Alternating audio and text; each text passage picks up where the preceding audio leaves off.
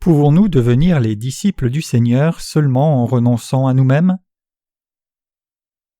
Luc 14, versets 25 à 33. Et de grandes foules allaient avec lui, et se tournant, il leur dit : Si quelqu'un vient à moi et ne hait pas son père, sa mère, sa femme et ses enfants, ses frères et ses sœurs, et même aussi sa propre vie, il ne peut être mon disciple. Et quiconque ne porte pas sa croix et ne vient pas après moi ne peut être mon disciple. Car quel est celui d'entre vous qui, voulant bâtir une tour, ne s'asseye premièrement et ne calcule la dépense pour voir s'il a de quoi l'achever? De peur qu'en ayant jeté le fondement et n'ayant pu l'achever, tous ceux qui le voient ne se mettent à se moquer de lui, disant : Cet homme a commencé à bâtir et il n'a pu achever. Ou quel est le roi qui, partant pour faire la guerre à un autre roi, ne s'asseye premièrement et ne délibère s'il peut, avec 10 000 hommes, résister à celui qui vient contre lui avec 20 000 ? Autrement, pendant qu'il est encore loin, il lui envoie une ambassade et s'informe des conditions de paix. Ainsi donc, quiconque d'entre vous ne renonce pas à tout ce qu'il a ne peut être mon disciple. Qui devient un disciple du Seigneur ? Mes chers croyants, si nous devons devenir disciples du Seigneur, nous devons d'abord savoir 3 choses.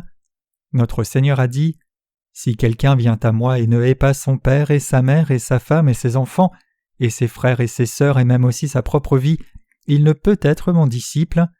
Luc 14, verset 26. Pour devenir disciples du Seigneur, nous devons faire de même. Notre Seigneur nous dit clairement ce que nous devons faire si nous voulons le suivre. Mes chers croyants, voulez-vous devenir disciples du Seigneur ? Il est facile d'être sauvé de tous vos péchés en croyant dans l'évangile de l'eau et de l'esprit, mais il n'est pas facile de devenir disciple du Seigneur. Mais ici, le Seigneur parle de 3 choses qui sont nécessaires pour que nous devenions ses disciples. D'abord, pour devenir disciples du Seigneur, nous devons haïr nos pères et mères, femmes et enfants, frères et sœurs et même nos propres vies. Que signifie cette parole ? Quand il dit que nous devons haïr nos parents, femmes et enfants et même nos vies, cela ne signifie pas de tomber dans le piège du nihilisme, de détester la société et l'humanité, les haïr et les tuer. Cela signifie que si nos propres vies ou relations avec les membres de nos familles comme nos parents, nos femmes et enfants, nos frères et sœurs nous empêchent de suivre le Seigneur, il nous dit de détester ces relations et les choses du monde. C'est la première chose qui est nécessaire pour que nous devenions disciples du Seigneur. Quand nous voulons suivre le Seigneur après être nés de nouveau, en recevant la rémission des péchés par la parole de Dieu, la première pierre d'achoppement serait notre propre famille, particulièrement nos propres parents. Par exemple, si nous voulons obéir à la volonté de Dieu, nous aurions l'impression d'être non redevables à nos parents. Si nous voulons obéir à la volonté de nos parents, cela nous ferait nous sentir impies vis-à-vis de Dieu. C'est le premier problème que vous rencontrez. En d'autres termes, c'est le problème que vous trouvez quand vous voulez vraiment suivre le Seigneur et devenir son disciple. Mais cela ne signifie pas de haïr toutes les relations du monde inconditionnellement. C'est seulement quand quelque chose nous empêche de suivre le Seigneur que nous devons le haïr. C'est alors seulement que nous pouvons suivre la volonté de notre Seigneur. Rappelez-vous que nous pouvons parfois suivre le Seigneur seulement quand nous haïssons même nos propres vies. S'il en est ainsi, il n'est pas facile de devenir disciple du Seigneur, n'est-ce pas ? Ce sont les premiers problèmes que nous rencontrons quand nous essayons de suivre le Seigneur après l'avoir rencontré. J'ai passé 10 ans comme un chrétien enthousiaste avant de rencontrer le Seigneur, mais le premier problème que j'ai rencontré après avoir rencontré le Seigneur était que mes parents, mes frères de chair et mes sœurs sont devenus des pierres d'achoppement. Ma mère adoptive gérait une grande maison de prière à l'époque et voulait me la transmettre. Elle m'a dit : « Toi, mon fils, tu as tant étudié, mais pourquoi agis-tu comme cela maintenant ? Tu dois m'écouter et m'obéir. Sers avec moi dans cette maison de prière comme nous le faisions auparavant. Pourquoi veux-tu sortir et être pionnier d'une nouvelle dénomination juste parce que Dieu t'a dit de le faire ? Faut-il que ce soit toi qui sortes et proclames l'Évangile et agisses comme si tu étais quelqu'un ? Si tu agis comme cela, cela pourrait plaire à Dieu, mais ça ne me plaît pas. Les gens dans notre dénomination te diront certainement dans l'erreur pour quelque chose. Mais je l'ai laissé et j'ai suivi la volonté du Seigneur. Quand nous essayons de suivre le Seigneur comme il nous l'a dit, seuls ceux qui peuvent haïr tout ce qui va contre sa volonté peuvent devenir ses disciples. Deuxièmement, pour devenir ses disciples comme nous l'a dit le Seigneur, Quiconque ne porte pas sa croix et ne vient pas après moi ne peut être mon disciple. Luc 14, verset 27. Nous devons porter notre croix et le suivre.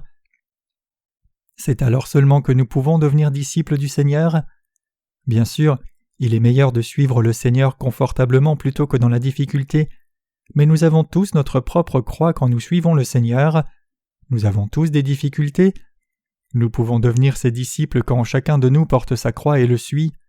Ainsi, devenir des gens qui suivent le Seigneur peut être facile et difficile en même temps. En conclusion, seuls ceux qui peuvent suivre le Seigneur dans les difficultés peuvent devenir ses disciples.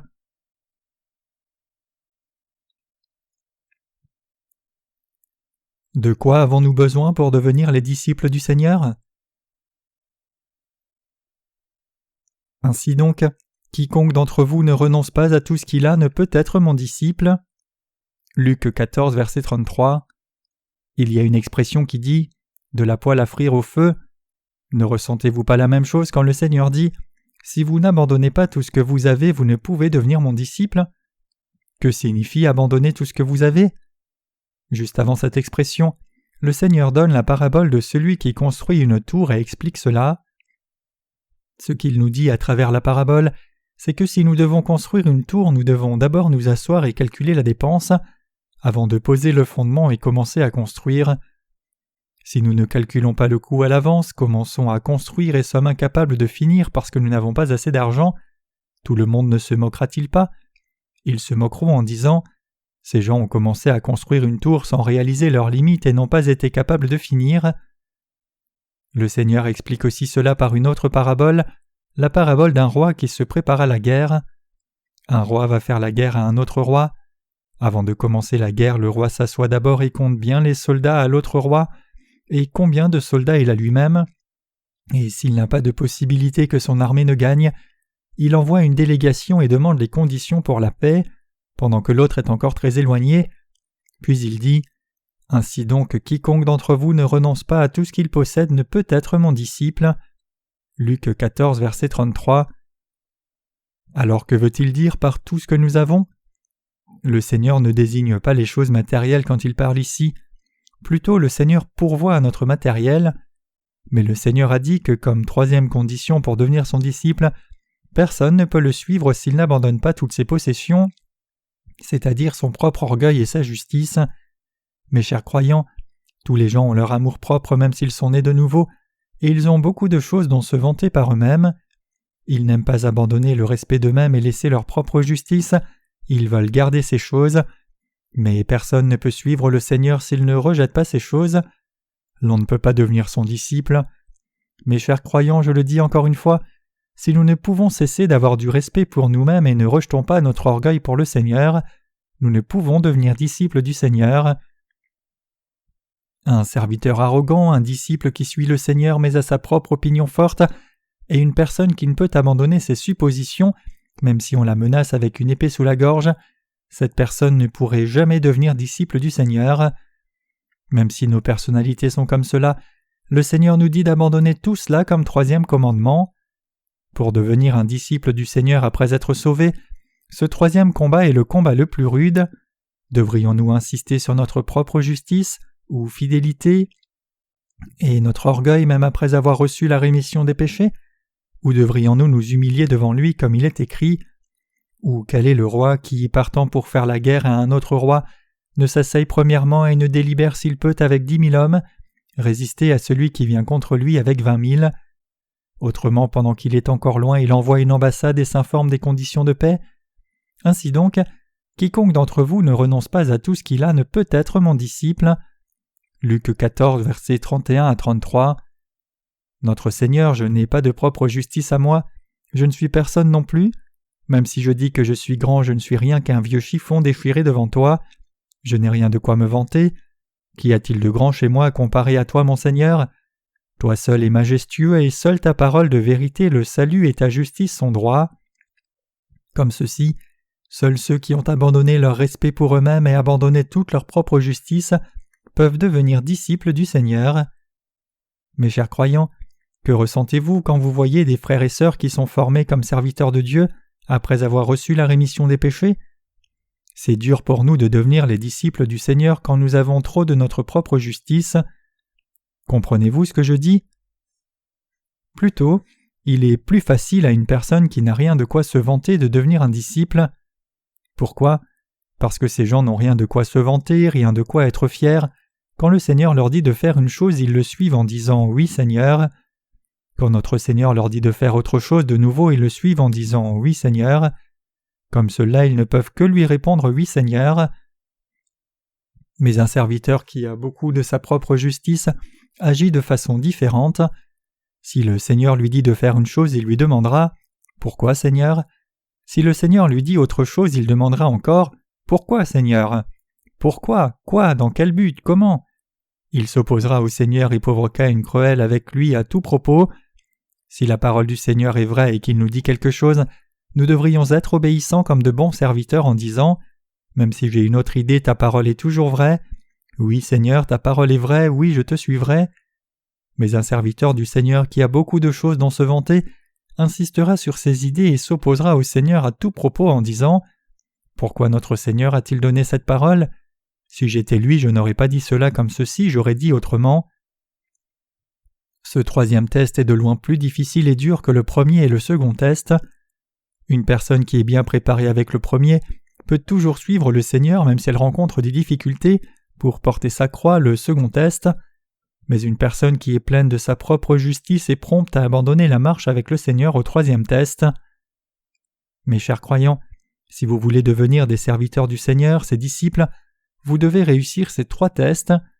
La première chose, c'est que lorsque votre famille devient une pierre d'achoppement pour suivre la volonté du Seigneur, nous devons être capables de les haïr même si cela peut être nos parents charnels, femmes, enfants et frères et sœurs. Nous devons être comme ceux qui peuvent haïr tout ce qui les empêche de suivre le Seigneur. Deuxièmement, même si nous pouvons rencontrer beaucoup de difficultés en suivant le Seigneur, nous devons être capables de toutes les porter. Troisièmement, nous devons être capables d'abandonner toute notre propre justice. Sur cette terre entière, il n'y a pas une seule personne qui n'ait rien de quoi se vanter d'elle-même. Nous avons tous beaucoup de choses dont nous sommes fiers de nous-mêmes, pas juste quelques-unes. Dans nos propres pensées, nous devons avoir probablement au moins une douzaine de choses dont nous sommes fiers. Je suis bon dans tel domaine. Je suis honnête, je suis diligent, je suis poli. Je ne mens jamais. Je commets rarement des péchés. Je suis ferme peu importe ce qui m'arrive. Même si quelqu'un me menaçait avec une épée sous la gorge, je ne pécherai jamais devant le Seigneur. Mes chers croyants, le Seigneur prendrait-il plaisir à une telle personne? En fait, le Seigneur n'aime pas ce genre de personne. Il dirait probablement « Oui, tu es bien. Tu peux devenir toi-même un enseignant, donc tu n'as pas besoin d'être mon disciple. Éloigne-toi de moi, je ne peux pas être avec toi. »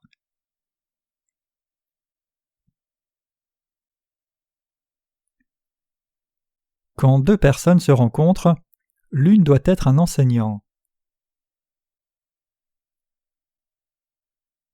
Quand deux personnes se rencontrent, l'une doit être un enseignant pendant que l'autre devient un étudiant. Nous devons être nous-mêmes des étudiants. Mais si nous essayons de devenir disciples du Seigneur, essayons de le suivre et essayons de l'accompagner avec beaucoup de choses dont nous vanter, nous causerions beaucoup de problèmes pour le Seigneur. Aussi il sera trop difficile pour lui de nous utiliser comme serviteurs dans son œuvre. Le Seigneur nous dirait « Tu es si fier, je ne peux être ton enseignant. Je n'ai pas la qualification pour être ton enseignant. Je préférerais encore te suivre. Comment peux-tu être mon disciple? Apprends de moi. Alors je serai ton étudiant et tu pourras m'enseigner, je te suivrai. Si ta parole est la vérité, je te suivrai. Mais il ne peut pas devenir notre étudiant parce que nos paroles ne peuvent pas être la vérité. Ainsi il nous dira « Arrête de me suivre, suis ta propre voie et je suivrai ma voie. » Parmi ceux qui sont nés de nouveau, il y a beaucoup de gens qui pensent qu'ils sont intelligents et qu'ils ont beaucoup de choses dont se vanter. Mais ces gens ne peuvent pas servir le Seigneur, ils ne peuvent devenir ses disciples. Mes chers croyants, j'ai aussi quelque chose dont je suis fier. Selon ma propre opinion, j'ai des choses dans lesquelles je suis bon. Je crois que vous avez ce genre de choses aussi. Selon notre propre opinion, nous sommes tous bien. Si nous y réfléchissons, nous sommes toujours meilleurs que d'autres gens, pas en dessous ou à égalité. Les gens sont tous bons dans leurs propres pensées, mais le Seigneur nous dit autre chose. Voulez-vous devenir mes disciples après avoir abandonné tout ce dont vous êtes fiers? Ou voulez-vous devenir vous-même un enseignant puisque vous êtes si bon? Devons-nous prendre une autre voie? Choisissez entre les deux. C'est ce que le Seigneur nous dit. Tu peux continuer d'être fier de toi et je sais que je suis bon. Donc nous sommes tous les deux enseignants, nous ne pouvons plus avoir ce genre de relation, prenons une autre voie. Le Seigneur est fatigué de ces gens-là, donc je pense ceci. Dois-je insister sur ma propre justice ou l'abandonner? Bien sûr, ce n'est pas facile d'abandonner notre propre justice, mais ce que le Seigneur attend de nous qui voulons mener le vie de disciple, c'est abandonnez votre propre justice, laissez tout votre orgueil, détachez-vous de votre propre justice et portez ma justice, et soyez obéissants à ma parole et suivez-moi seulement. Mes chers croyants, comprenez-vous la volonté du Seigneur? C'est ce qui lui plaît. Femmes et hommes aussi, tous les gens ont du respect pour eux-mêmes. Les humains se vantent d'eux-mêmes quelles que soient les petites choses dont ils sont fiers, mais le Seigneur veut que nous abandonnions cela. Le Seigneur ne veut pas que nous nous vantions de nous-mêmes et notre propre justice devant lui. Plutôt, le Seigneur veut vraiment que nous révélions nos limites devant lui et nos frères et sœurs. Il veut que nous proclamions « J'ai tant de manques, j'ai besoin de plus en plus de toi, mon Dieu, mais je veux être un disciple de Jésus-Christ et suivre Dieu tout au long de ma vie. » Mais si Dieu me dit qu'il ne peut pas m'utiliser parce que je suis trop fier de moi, ce n'est pas bon. Non seulement moi, mais vous tous avez besoin d'abandonner votre propre justice. Je crois que si nous avons trop de choses de nous vanter, si nous sommes pleins de notre propre justice, et donc si le Seigneur nous dit qu'il ne peut pas nous utiliser, nous devons abandonner tout ce qui nous empêche de devenir ses disciples. Ce que notre Seigneur attend de nous, c'est que nous abandonnions notre propre justice, les choses dont nous sommes fiers, les choses que nous pensons être justes, bonnes et vraies par nous-mêmes.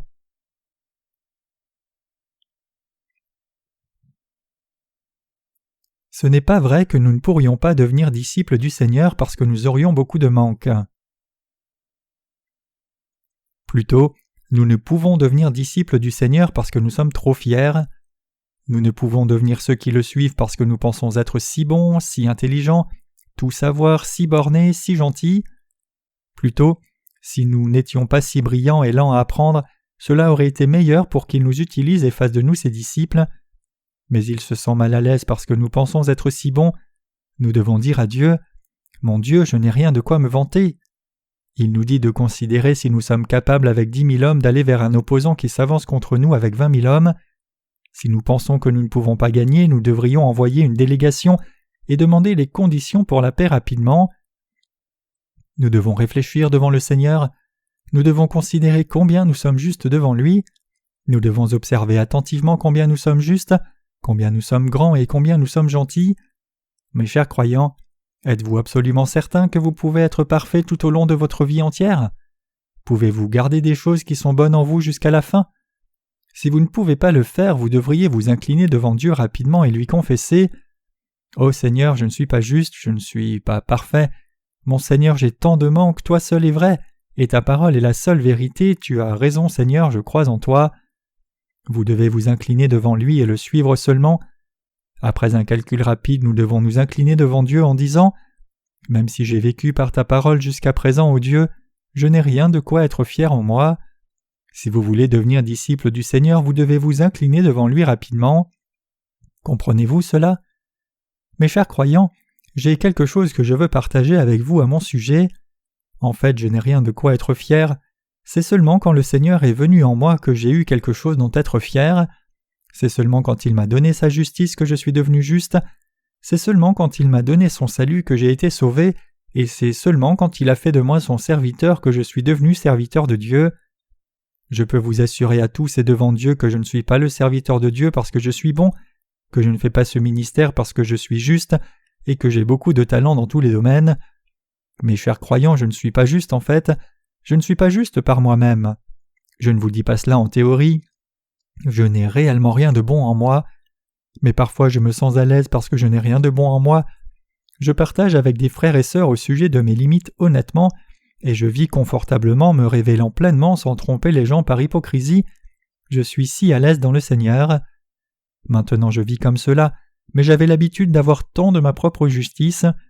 Même si quelqu'un me menaçait avec une épée à la gorge, je n'aurais pas accepté de me résigner à quelque chose avec quoi je n'étais pas d'accord. Si je pensais qu'autre chose était juste, j'argumentais obstinément que c'était juste. J'étais aussi très borné. Un dicton coréen dit « Les Choi sont si bornés que l'herbe ne pousse plus aux endroits où ils se sont assis une fois ». Donc j'ai pensé que les Choi étaient les seuls à être bornés, mais quelqu'un m'a dit que les Kang étaient aussi bornés. Mais les Jong, ma famille, sont vraiment bornés aussi. Je n'ai jamais trouvé quelqu'un qui soit plus borné qu'un Jong. Ces gens bornés sont ceux qui dirigent les manifestations. Ils ont un tempérament chaud et se tiennent à l'avant des manifestations ou sacrifient leur vie pour leur propre justice. Maintenant qu'on y pense, les Han sont aussi bornés. Le frère Hongyu Han m'a dit une fois que les Han sont vraiment bornés. Je ne savais pas qu'ils étaient aussi bornés. Je pensais seulement que les Choi, Kang et Chang étaient les seuls clans bornés, mais j'ai découvert que les Han étaient aussi très bornés. Les Kim sont-ils bornés ou pas? Ils sont très bornés. Les Lee sont-ils bornés ou non? Les Park sont-ils bornés ou non? Tous ces gens sont bornés effectivement. Je pensais que les Choi étaient le seul clan à être borné, mais tous les gens sont bornés à égalité. Mes chers croyants, nous devons abandonner notre propre entêtement devant Dieu. Nous devons rejeter les choses qui nous font penser que nous sommes bons. Nous devons nous débarrasser de notre propre justice, notre honnêteté, nos bonnes œuvres et ainsi de suite. C'est alors seulement que nous pourrons nous tenir fermement à la volonté du Seigneur et devenir ses serviteurs. Devant le Seigneur, nous devons abandonner toute chose dont nous sommes fiers ou qui semble brillante à nos yeux. Certaines personnes n'abandonnent jamais leur propre vertu. Mes chers croyants, si notre vertu se met dans le chemin de la vertu de Dieu et est contre la sienne, nous devenons ennemis de Dieu. C'est un grand vice et un grave péché. Notre vertu est prompte à commettre une haute trahison contre Dieu. Je vous ai dit que nous devons réfléchir aux 3 choses si nous voulons devenir disciples du Seigneur. Que les gens du monde nous embêtent ou que notre famille nous arrête, s'ils ne sont pas d'accord avec la volonté de Dieu, nous devons être capables de les haïr avec assurance. C'est pour cela que le Seigneur a dit « En vérité, je vous le dis, il n'y a personne qui ait laissé sa maison, ses frères et sœurs, ou son père et sa mère, ou sa femme et ses enfants, ou des terrains pour moi et l'Évangile, qui ne recevra pas au centuple dans ce siècle-ci des maisons, des frères et sœurs, des mères et enfants, des terrains avec des persécutions, et dans le siècle à venir la vie éternelle. » Marc 10, versets 29 à 30. Deuxièmement, quelle que soit la difficulté que nous pouvons rencontrer, nous devons suivre le Seigneur constamment en la portant comme notre croix. Troisièmement, nous devons abandonner notre propre justice. Nous devons rejeter notre propre justice en Jésus-Christ. Cela ne signifie pas de ruiner notre vie. Nous abandonnons seulement des choses dont nous sommes fiers. Vous avez beaucoup de choses dont vous êtes fiers, n'est-ce pas? En avez-vous ou pas? Je sais que vous en avez beaucoup. Je ne peux imaginer combien. Mais vous ne saviez pas que votre orgueil et votre propre justice sont les choses qui s'opposent au Seigneur, n'est-ce pas? L'orgueil et notre propre justice sont les choses qui s'opposent à lui. C'est pour cela que les pharisiens n'ont pas cru en Jésus. Les pharisiens sont ceux qui suivaient la loi avec ferveur. Quelle que soit la parole que Dieu puisse dire, ils essayaient de suivre la parole de Dieu. Pourquoi Jésus a-t-il alors haï ces gens au plus haut point? Pourquoi Jésus a-t-il traité les scribes et pharisiens de race de vipères? Ils ne pouvaient accepter le salut de Jésus parce qu'ils étaient pleins de leur propre justice et fiers d'eux-mêmes en disant « Je suis juste et je vis seulement par la parole de Dieu.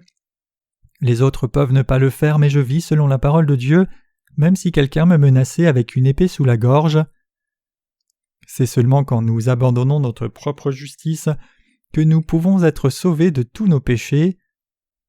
Quand nous sommes sauvés de nos péchés, nous devons abandonner notre justice. Même après que nous soyons sauvés, nous devons abandonner notre propre justice. C'est la partie la plus difficile. Satan le diable nous pousse à garder notre propre justice en disant « Tu es réellement juste ». Mais le Seigneur dit « Et quiconque ne porte pas sa croix et ne me suit pas ne peut être mon disciple » Luc 14, verset 27. Mes chers croyants, seuls ceux qui peuvent renoncer à tout ce qu'ils ont sont dignes de devenir disciples du Seigneur. Croyez-vous cela? Jusqu'à maintenant, nous avons vécu par la grâce du Seigneur. Mes chers croyants, avons-nous notre propre justice? Essayez un petit calcul. Pensez-vous que vous puissiez garder votre justice qui est petite comme un grain durant toute votre vie? Vous ne pouvez pas. Si vous pensez que vous pouvez la garder, vantez-vous de votre propre justice jusqu'à la fin. Mais si vous savez que vous ne pouvez pas, soumettez-vous à Dieu en disant « Ô Seigneur, il me manque beaucoup, je n'ai rien de quoi me vanter. » Abandonnez vos propres mérites. reconnaissez devant Dieu que vous n'êtes qu'un être humain à qui il manque beaucoup. Vous devez confesser « Mon Seigneur, même s'il me manque beaucoup, je croirai en ta parole et te suivrai. Je peux ne pas être capable de te suivre à 100%, mais je crois que te suivre est juste. Je te suivrai. Même si je n'ai pas de propre justice à moi, je te suivrai jusqu'à la fin. Même s'il me manque tant, je n'ai rien de quoi me vanter et je suis insuffisant face à la parole de Dieu. Je te suivrai au milieu de toutes ces limites. » Seuls ces gens-là peuvent devenir les disciples de Seigneur, et Dieu utilisera essentiellement ces gens-là. C'est à travers eux qu'il recevra toute la gloire. Croyez cela. Vous devez vous rappeler ces 3 choses si vous voulez devenir les disciples du Seigneur.